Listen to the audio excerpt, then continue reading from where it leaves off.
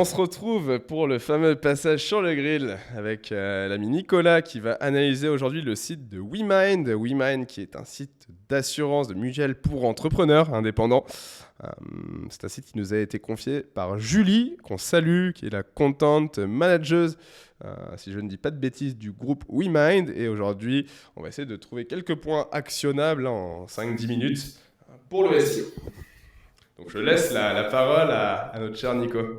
Ok, alors du coup je vais sur le site de WeMind.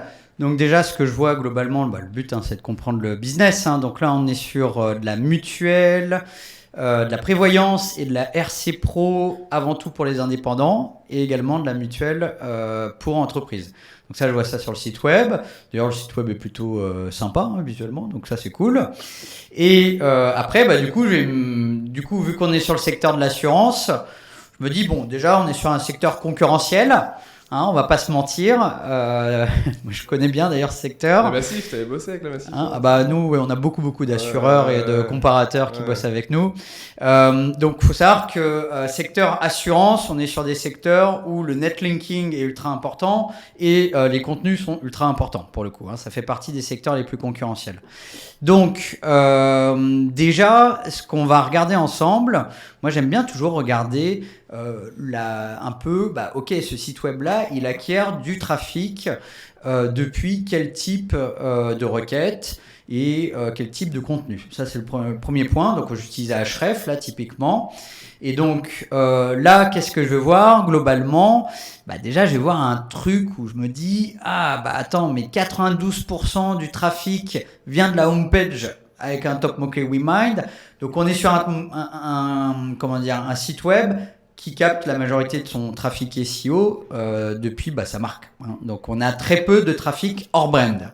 Donc, ça, c'est le premier sujet. Ça veut dire quoi ? C'est-à-dire qu'il va falloir aller se positionner sur des mots-clés hors marque, par exemple RC Pro, etc., etc.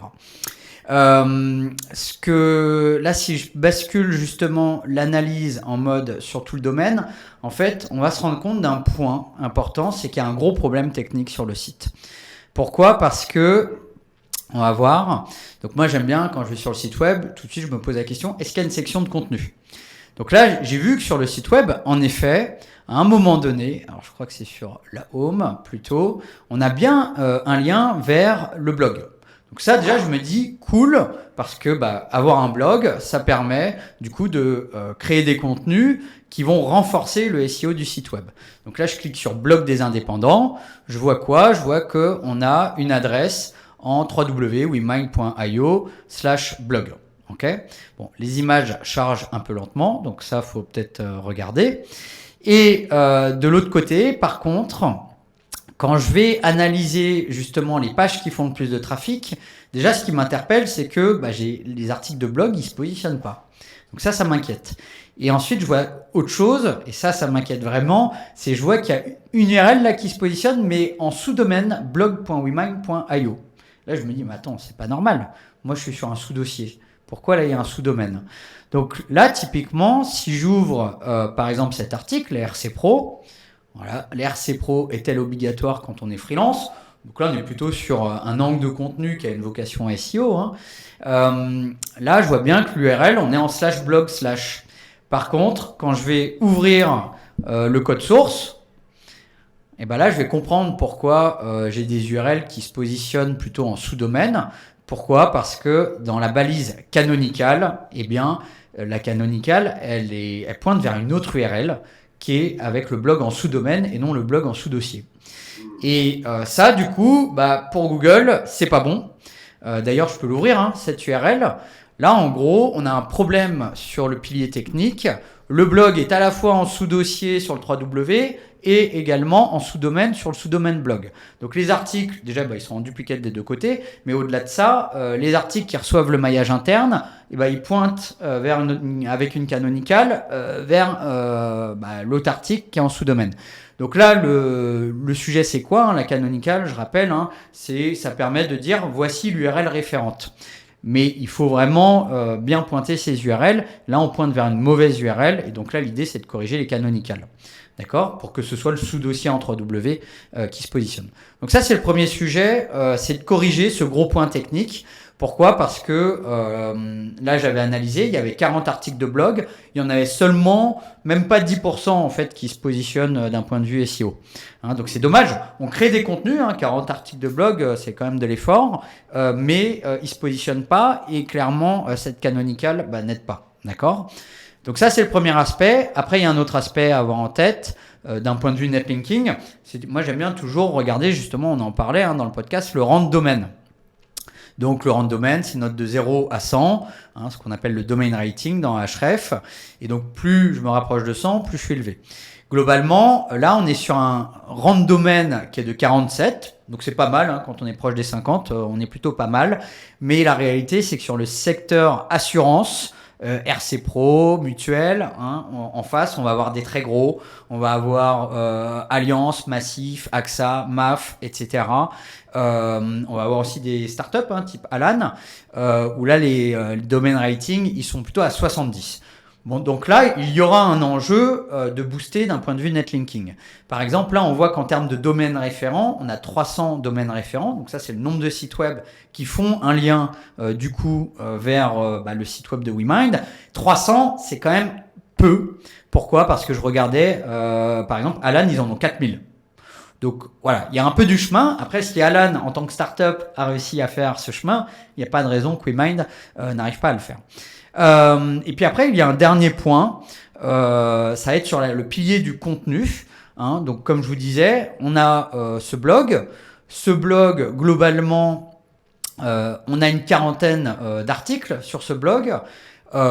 Faut savoir que les acteurs de l'assurance, je pense notamment aux gros qui prennent beaucoup de parts de marché sur les mots-clés informationnels. Par exemple, les comparateurs sont très forts, comme les Furets par exemple. Les comparateurs, ils vont être plutôt, par exemple, je regardais sur la Mutuelle sur 500 articles, d'accord, de contenu. Donc là, ça veut dire quoi ? Ça veut dire que WeMind, pour devenir leader pour sa cible, à un moment donné, va falloir faire plusieurs centaines de contenus sur la partie, par exemple, mutuelle ou sur la partie RC Pro, faire un maximum de contenu pour vraiment montrer à Google qu'on est expert de ce sujet d'un point de vue content. Pourquoi ? Parce que ces contenus-là, après, ils vont pointer vers la page transactionnelle, qui va être, par exemple, RC Pro pour indépendants.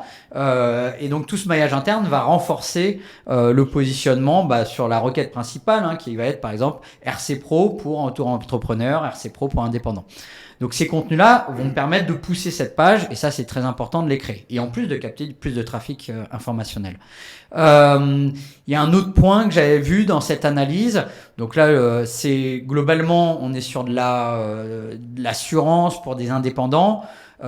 Faut savoir, j'avais regardé derrière indépendant, il y a des mots-clés de type, par exemple, mutuelle auto-entrepreneur, mutuelle travailleur non salarié, mutuelle indépendant, mutuelle freelance.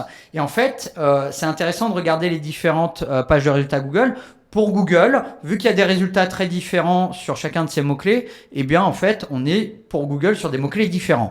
C'est-à-dire quoi ? C'est-à-dire que la stratégie en termes de création de contenu, faudra à chaque fois se dire ok, est-ce que là je target les freelances ? Est-ce que je target plutôt les auto-entrepreneurs ? Est-ce que je target les travailleurs non salariés, les professions libérales ? Voilà, faudra dans l'étude de mots-clés bien analyser cette partie.